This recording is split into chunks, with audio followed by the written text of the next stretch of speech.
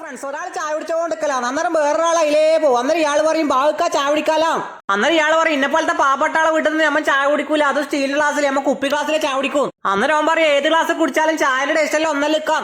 ദേഷ്യം പിടിച്ചിട്ട് അയാൾ ചായ തട്ടി തെറിപ്പിച്ചിട്ട് പോകും. ഓൻ സങ്കടത്തോടെ വന്നിട്ട് ആ ഗ്ലാസ് എടുക്കും. അന്നേരം പള്ളിയിൽ നിന്ന് ബാങ്ക് കൊടുക്കും. ഓന് ഒന്നു കൊടുത്ത് പള്ളിയിലേക്ക് നിസ്കരിക്കാൻ പോകും. നിസ്കാരം കഴിഞ്ഞ് വരുമ്പോൾ ഒരു ഭിക്ഷാടകൻ അവനോട് പറയൂ കയറിക്കിടക്കാൻ ഗതിയില്ലാത്ത എന്തെങ്കിലും തന്നെ സഹായിക്കണം. ഓൻ അയാളെ വീട്ടിലേക്ക് വിളിച്ചോണ്ട് പോകും. എനിക്ക് കട്ടിൽ കാണിച്ചിട്ട് പറയും അതാ കട്ടിൽ കയറി കടന്നോന്ന് പറയും. അന്നേരം അയാൾ പറയും എന്തെങ്കിലും പൈസ തരണോ. അന്നേരം ഇവൻ പറയും ഭിക്ഷാടനം നടത്തുന്നതായിരിക്കും, ഞാൻ പൈസ കൊടുക്കൂല. ദേഷ്യം പിടിച്ച അയാൾ പുറക്കെന്ന് ഇറങ്ങിപ്പോവും. കുറച്ച് സമയം കഴിഞ്ഞിട്ട് ഒരു പെണ്ണുങ്ങ മറ്റോ അവന്റെ വീട്ടിന്റെ ബാതിൽ മുട്ടു. ഓൻ ഓടി പോയിട്ട് ബാല് ഓർക്കും. അന്നേരം ആ പെണ്ണുങ്ങ ഓടി ഉള്ളിൽ കയറും. എനിക്ക് പറയാം എന്നെ രക്ഷിക്കണം. ഓൻ ചോദിക്കും എന്നാ പറ്റി എത്താം.